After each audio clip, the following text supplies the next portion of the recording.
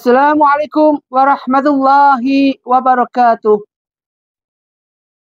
Alhamdulillahirabbil alamin. Wassalatu wassalamu ala asrafil mursalin wa ala alihi wa sahbihi ajma'in. A'udzubillahi minasyaitonir rajim. Bismillahirrahmanirrahim. Inna salati wa nusuki wa mahyaya wa mamati lillahi rabbil alamin. La syarika lahu wa bidzalika umirtu wa ana minal muslimin. Bismillahirrahmanirrahim. Wa idza tutla alaihi ayatuna walal mustaqbirun ka'anna lam yamsa'ha ka'anna fi udhuna bayi waqra wa basyirhu bi'adzabin alim.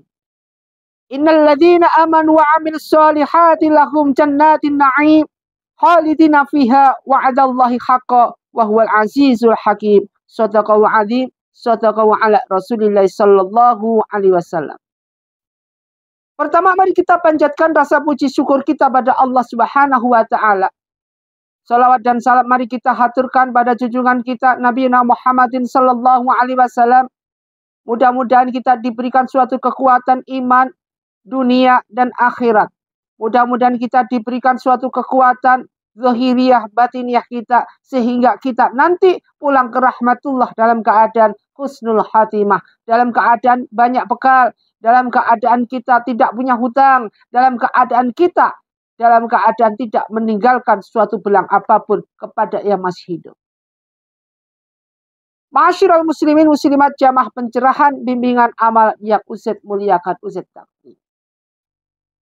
Sombong adalah merupakan suatu sifat yang Allah tidak kehendaki buat hambanya, buat umat Muhammad, buat siapapun keturunan Nabi Adam. Karena manusia pada dasarnya adalah makhluk Allah yang paling sempurna. Sedangkan sifat sombong ini dimiliki oleh mereka, yaitu makhluk Allah yang paling pintar, yang paling cerdas, yang ibadahnya Masya Allah tidak perlu suatu hal yang harus diperlihatkan lagi. Lumayan sekali ibadahnya.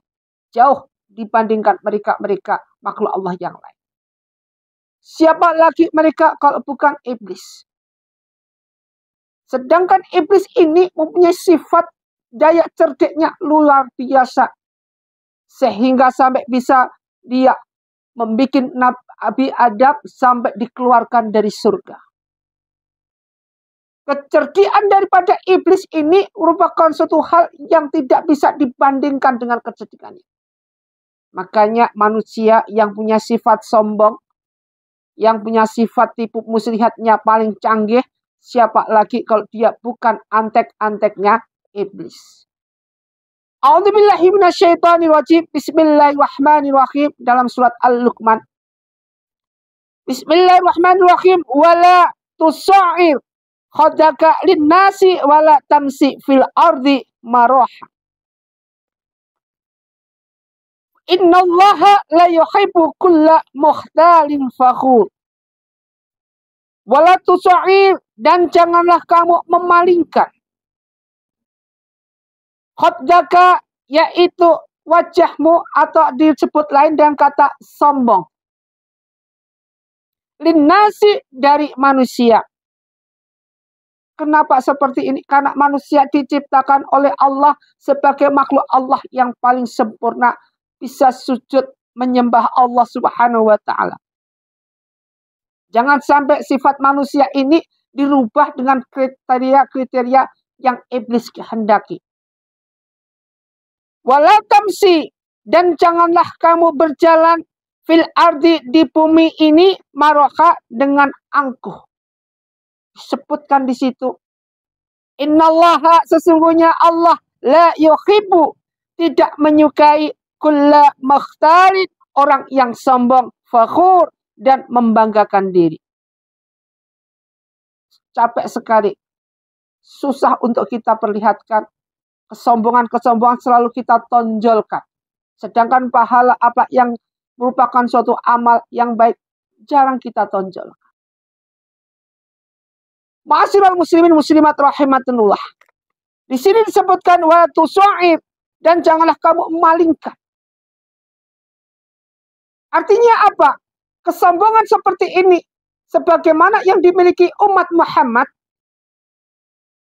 ini sudah mendapatkan teguran langsung dari Allah Subhanahu wa taala agar apa? Agar umat Muhammad itu tidak seperti umat-umat yang lainnya sebelum umat Muhammad. Yang pada waktu itu dengan kesombongannya seperti Fir'aun, yang pada waktu itu dengan kesombongan yang dimiliki seperti Raja Namrud dan raja-raja yang lainnya, yang sebagaimana itu kesombongan dimiliki oleh siapa kalau bukan namanya si Qarun, yang ditelan hartanya semuanya. Sifat seperti ini agar jangan dimiliki oleh umat Muhammad. Maka di sini disebutkan khada' linnasi wala tamsi fil ardi maroha, dan janganlah sampai terjadi suatu keangkuhan ketika berjalan di muka bumi ini. Bumi ini diciptakan oleh Allah Subhanahu wa taala untuk hamba-hambanya yang taat, yang ahli ibadah. Jadi bukan diciptakan dengan suatu hal yang nanti akan membuat suatu hal yang ujung-ujungnya, the endingnya adalah teman-temannya iblis. Karena iblis ini sudah rencana mau dia dijadikan sebagai penghuni neraka selamanya dengan catatan. Ini dengan catatan dia nanti akan mengajak teman-temannya. Diberikan oleh Allah, dikabulkan oleh Allah. Ya, aja. Siapa yang kamu ajak? Siapa lagi kalau bukan manusia?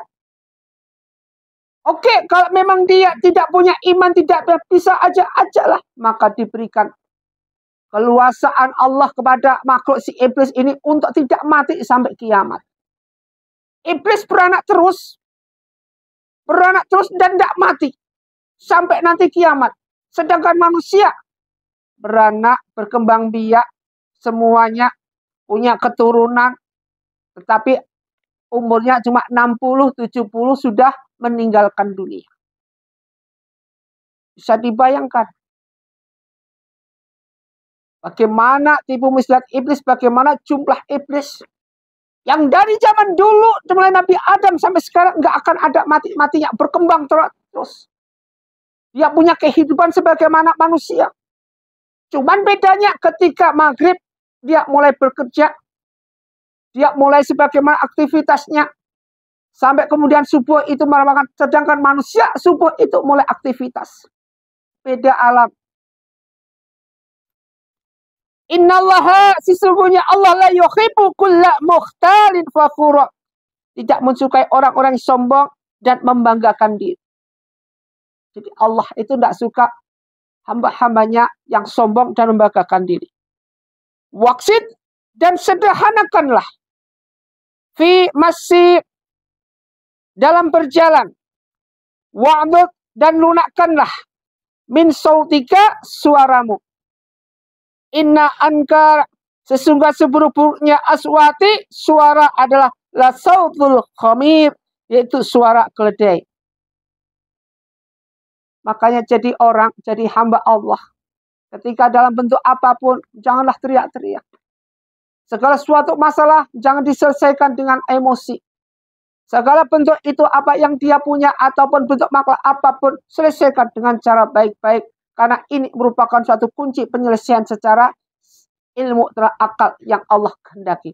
Bukan diselesaikan dengan cara apa yang iblis sukai, yaitu dengan emosi, dengan marah-marah. Innallaha ma'asyabin, sungguhnya Allah itu bersama hambanya yang sabar. Dengan hamba-hambanya yang sabar, Allah selalu bersamanya. Tapi beda, kalau emosi-emosi yang dimiliki itu Allah nggak ada bersama, tetapi iblis bersamanya. Ma'asyiral muslimin muslimat rahimatullah, dimuliakan Allah Subhanahu wa taala. Terus bagaimana cara melawan iblis ini? Karena dia adalah makhluk Allah yang paling pintar, paling cerdik, paling bisa tipu muslihatnya. Manusia tidak ada apa-apanya. Buktinya apa? Setiap manusia itu ada 360 sambungan tulang. Setiap sambungan tulang ini dihuni oleh iblis. dihuni oleh jin. Jin korin mengikutin terus mulai dari kita hidup sampai kita mati. Sedangkan jin-jin yang lain semua ada dalam kita dan setan ada dalam kita. Satu orang bisa dibandingkan. Sebagaimana Ya'juj dan Ma'juj satu orang manusia 999. Ya'juj Ma'juj bisa dibayangkan bagaimana jumlah banyak. Banyaknya jumlah jin yang berada pada diri manusia, satu orang manusia berapa banyak membisikkan kita, kemudian mengajak kita untuk berbuat apa? Untuk berbuat kemaksiatan, untuk berbuat suatu kezaliman, kebatilan yang ada. Menurut Syekh Abdul Qadir Al-Jailani, walinya para wali ini, jadi teorinya Syekh Abdul Qadir Al-Jailani ini, jangan melawan iblis dengan ilmu. Karena iblis sangat berilmu. Ini menurut Syekh Abdul Qadir aja. Jangan melawan iblis dengan berilmu. Karena iblis sangat berilmu. Pinter. Iblis segalanya dia miliki. Sekesta yang manusia tidak bisa miliki. Iblis sudah punya ini. Program-program manusia yang sudah manusia miliki. Iblis sudah punya duluan. Jangan melawan iblis dengan fakta. Karena iblis pandai memutarbalikkan fakta. Ini mereka itu yang ahli berdebat itu. Waduh, pasti itu dihinggapi apa? Iblis. Jangan mengajak iblis berdebat. Karena iblis pandai merangkai kata-kata. Terus bagaimana melawan iblis? Menurut Syekh Abdul Qadir Al-Jailani, satu-satunya melawan iblis hanya dengan keikhlasan dan kerendahan hati. Karena iblis tidak memiliki sifat itu. Jadi perlu satu-satunya melawan iblis adalah dengan keikhlasan dan kerendahan hati. Karena iblis tidak memiliki sifat itu. Kerendahan hati nggak ada, ikhlas nggak ada. Karena iblis sifatnya sombong. Ingat, sekarang kita bisa lihat. Kalau hati kita ini punya kesombongan, berarti kita bukan sifatnya, berarti kita bukan manusia. Kalau hati kita senantiasa dalam segalanya tidak ikhlas, tidak ridho, berarti kita bukan manusia. Kita apa? Manusia, tapi yang berhati iblis. Masya Allah. Andai kata hal ini terjadi pada diri kita, ketika segala sesuatu yang kita lakukan sehari-harinya, aktivitas yang kita jalankan sehari-harinya, senantiasa di situ khadaika linnasi, senantiasa menjadikan suatu wajah kita menjadi sombong terhadap manusia. Maka apa yang terjadi? Kita bagian dari apa? Tidak jauh kita adalah bagian daripada iblis itu sendiri. Tidak jauh kita adalah teman-temannya iblis. Jadi dua sifat yang tidak dimiliki menurut Syekh Abdul Qadir Al-Jailani, yang tidak dimiliki iblis adalah keikhlasan dan kerendahan hati. Masya Allah, ternyata cuma dua, keikhlasan dan kerendahan hati. Cuma dua yang tidak dimiliki. Dan untuk mengalahkan iblis cuma ini. Tetapi dua sifat ini tidak bisa diremehkan. Dua sifat ini tidak termiliki oleh manusia. Secara obligasi, secara umum. Secara khusus dimiliki oleh manusia hanya hamba Allah yang beriman. Secara umum tidak bisa dimiliki oleh manusia. Karena manusia ada yang beriman, berbuat maksiat, dan banyak sekali hal-hal yang lain. Sehingga sifat ikhlas, ridho, dan kerendahan hati ini adalah merupakan sifat-sifat yang dimiliki hamba-hamba Allah tertentu. Hamba-hamba Allah pilihan Allah. Hamba-hamba Allah yang dekat dengan baginda Rasulullah SAW. Mereka yang ahli ibadah. Mereka yang ahli majelis ilmu. Mereka yang ahli dalam suatu majelis zikir. Masya Allah, ya Allah. Andai kata kita dijadikan hamba Allah yang bisa ikhlas ridho, bagaimana? Susah untuk kita miliki. Mereka-mereka yang ikhlas dan ridho, hidupnya tidak pernah dalam arti bergelimbang harta dengan keangkuhan, enggak. Meskipun dia kaya, dia tetap dermawan. Tidak pelit-pelit bin medit. Meskipun dia kaya, tapi dia tetap ahli ibadah. Sebagaimana Nabi Sulaiman. Ingat Nabi Sulaiman pernah dengan kesombongannya, apa yang terjadi? Ketika itu Nabi Sulaiman mohon kepada Allah, ya Allah, berikanlah kesempatan aku untuk bisa memberi makan makhlukmu. Satu hari ini aja ya Allah, waktumu ku minta. Ketika kau memberikan makan semua makhluk di dunia ini, berilah kesempatan aku untuk bisa berikan makan. Satu hari ini saja. Ternyata Allah kabulkan. Oke, Sulaiman, kalau begitu siapkan. Siapkan semua bahan-bahan makanan yang sudah kamu siapkan untuk makhlukku. Kemudian disiapkan semua dengan ribuan. Kalau tentaranya ribuan untuk menyiapkan makanan, untuk memberi makan makhluk yang ada di dunia satu hari ini aja.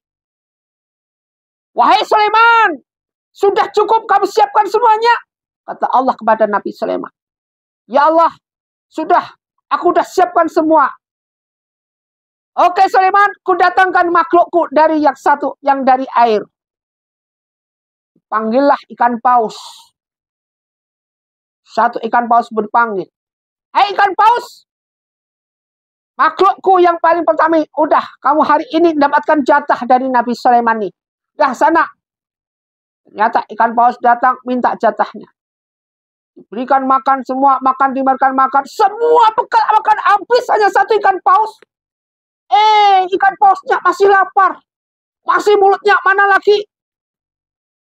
Ketika itu Nabi Sulaiman langsung sujud pada Allah. Ya Allah, ampunilah aku dengan kesombonganku kepadamu ya Allah. Ternyata hanya berapa detik, berapa menit. Hanya satu makhluk aku tidak bisa memberikan makan.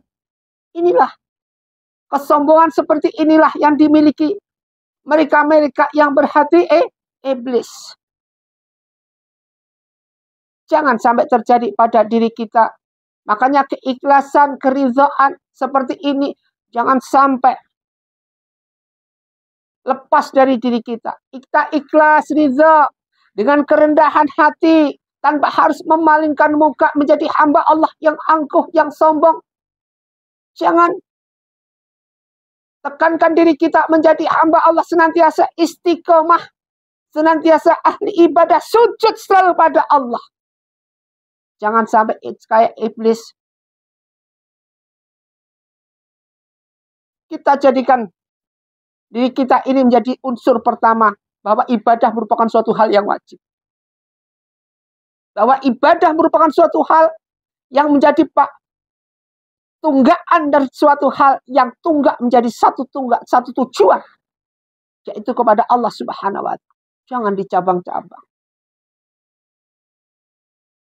Inna sulati wa nusuhi mahyaya wa mamati lillahi rabbil alamin. Lillahi rabbil alamin ini adalah benar-benar kita ikhlas pada Allah. Dengan kerendahan hati. Kita menjalankan ibadah dengan kerendahan hati. Kita sujud pada Allah dengan kerendahan hati. Tanpa ada embel-embel kesombongan yang luar biasa. Allah berikan suatu wa may yatawakkal 'ala Allah fahuwa hasbuh. Ma'asyiral muslimin muslimat rahimatullah, dimuliakan Allah. Begitu besar tantangan yang harus kita hadapi. Begitu besar kehidupan-kehidupan ini senantiasa menghimpit mereka hamba Allah yang tidak punya iman. Begitu besar ini merupakan suatu halangan yang luar biasa. Hamba-hamba Allah yang imannya kerdil. Tetapi suatu hal yang ikhlas tulus. Dengan segala suatu hal yang benar-benar menjadikan diri kita senantiasa bisa fokus. Fokus untuk beribadah kepada Allah. Hanya mereka termasuk golongan-golongan orang beriman. Al-imanu atu'minu billahi wal malaikati wa kutubihi wa rusulihi wal yaumil akhir wa qadri khairi wa syarri, dimiliki oleh hamba Allah yang beriman, yang ilmu makrifatnya senantiasa pendekatan diri kepada Allah nomor 1. Ingat, dengan keikhlasan kita, ikhlas karena Allah. Ketika kita menjalankan ibadah kita, bukan karena kita dijanjikan surga Allah, bukan karena kita dijanjikan neraka Allah dengan segala sesuatu yang ada yang Allah siapkan, bukan karena kita benar-benar cinta pada Allah. Mereka-mereka yang ikhlas karena Allah dalam ibadahnya, dia ingin jumpa dengan Allah. Ketika dia pulang ke rahmatullah, yang dicari siapa? Allah cari. Aku ingin berjumpa dengan Allah yang menciptakan aku. Ini mereka yang ikhlas karena Allah. Tapi mereka yang ikhlas karena akhirat, ketika dia menjalankan suatu usaha atau menjalankan suatu ibadah, karena dijanjikan oleh Allah, kita mengharapkan surga Allah. Kita mengharapkan suatu kebaikan, yaitu syafaat dari Allah Subhanahu wa Ta'ala. Surga itu. Mereka yang ikhlas karena dunia, ketika dia menjalankan apa yang kita ketika di dunia, mendapatkan segala sesuatu untuk mendapatkan rezeki berlimpah. Ibadahnya mereka, keikhlasannya mereka jalankan untuk mendapatkan suatu rezeki berlimpah ruah. Bisa menutup segala sesuatu yang ada di dunia, mencukupi kebutuhan di dunia, seperti itu. Makanya ikhlas itu ada 3. Ikhlas karena Allah, ikhlas dunia, dan ikhlas akhirat. 3-tiganya harus kita miliki. Jika kita bisa berpudar pada satu hal, maka jalankanlah semua itu karena Allah Subhanahu wa Ta'ala. Dalam hati kita ini ada satu, yaitu Allah. Ma'asyiral muslimin muslimat rahimatullah, dimuliakan Allah Subhanahu wa Ta'ala. Marilah kita kaji, benar-benar kita jalankan. Segala sesuatu yang ada pada diri kita ini menjadi hamba Allah senantiasa, iman kita benar-benar utuh. Janganlah kita menjadi hamba Allah yang sombong dan kelam. Suatu hal keangkuhan senantiasa melengket pada diri kita. Jangan. Jadikan diri kita senantiasa lengket dengan apa yang dinamakan ini. Al-Quranul Karim. Susahnya minta ampun. Wala tusa'ir khaddaka linnasi wala tamsi fil ardi maraha. Innallaha la yuhibbu kulla makhtulan fakhur. Satu ayat. Mudah-mudahan bisa menerangi kita, bisa memberikan kita, bisa membuat kita, mengingatkan kita. Tujuan daripada pencerahan bimbingan amalan ini adalah mengingatkan kita. Segala apa yang kita jalankan, amal-amal yang kita jalankan. Kemarin Ustaz sudah berikan suatu amalan, yaitu setelah sholat duha. Jadi setelah sholat duha 4 rakaat, 2 rakaat boleh, 4 rakaat boleh. Sudah Ustaz berikan amalannya ketika rakaat pertama dengan surahnya ayat kursi 10 kali. Rakaat kedua surahnya yaitu Wallahu Ahad atau Al-Ikhlas 10 kali. Jalankan 2 rakaat. Jika ingin tambah lagi 2 rakaat jadi 4 rakaat dengan tipe yang sama. Setelah itu wiridnya apa? Dalam duha baca istighfar 33 kali atau 100 kali. Habis istighfar baca, kemudian baca La ilaha illa anta subhanaka inni kuntu minadz zalimin 33 kali atau 100 kali. Habis baca itu kemudian baca Ya Allah ya Hayyu ya Qayyum, Ya Allah ya Hayyu ya Qayyum, Ya Allah ya Hayyu ya Qayyum 3 kali. Habis itu berdoa. Allahumma dzukauka wal bahauka wal jamaluka wal quwwata quwwatuka wal qudrata qudratuka wa ismata ismatuka. Allahumma in kana rizqi fis samai fa anzilhu wa in kana fil ardi fa akhrishu wa in kana mu'assaran fayasirhu wa in kana haraman fatahhirhu wa in kana ba'idan faqari bi haqqi wa ba'ika wa jamalika wa quwwatika wa qudratika. Jadikanlah diri kita ini menjadi hamba Allah yang ahli untuk ibadah, menjalankan sunnah-sunnah. Ibadah sunnah kita jalankan, kehidupan dan ketentraman kita jadikan suatu hal. Fi qulubuhum, jadi hati kita menjadi hati yang benar-benar tentram, adem ayem. Kehidupan ini mengajarkan kita senantiasa untuk hidup tenang, damai, tidak ada keributan-keributan, baik itu keributan hati, sendakan hati, hentakan hati yang membuat kita lupa sama Allah. Tidak ada. Cobaan demi cobaan kita hadapi senantiasa tanpa harus meninggalkan iman pada diri kita. Iman tetap terpancar dalam diri kita. Iman tetap tertancapkan utuh pada hati kita. Sehingga kita diselamatkan dari godaan selama 64 tahun atau 70 tahun atau kita selama hidup di dunia.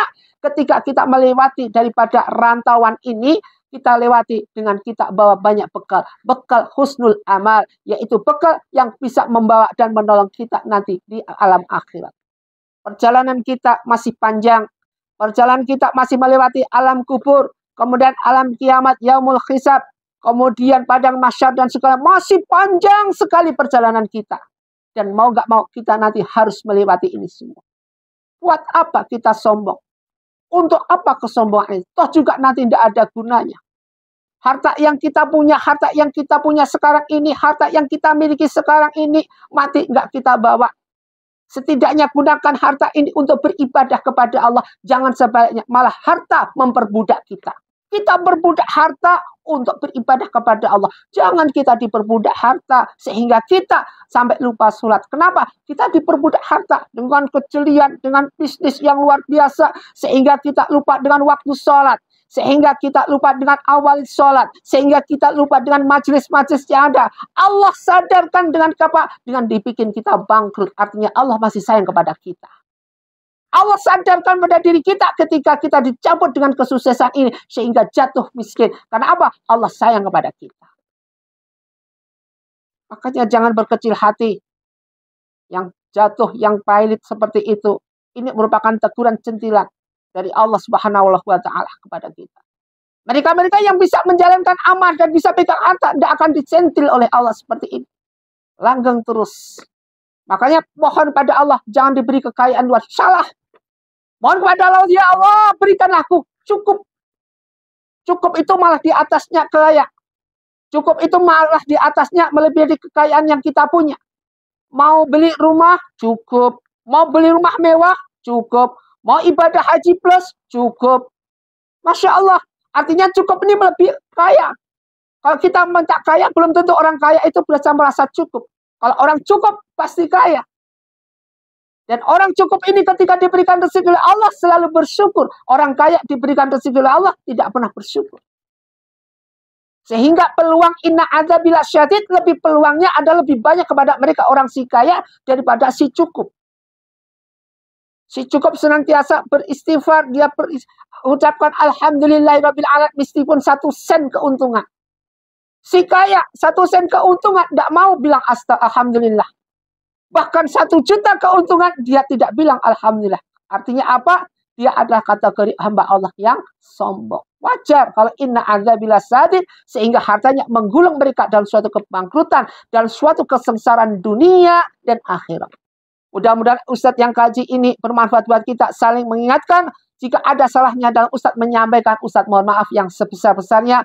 Usikum wa nafsi bittaqwallah. Wassalamualaikum warahmatullahi wabarakatuh.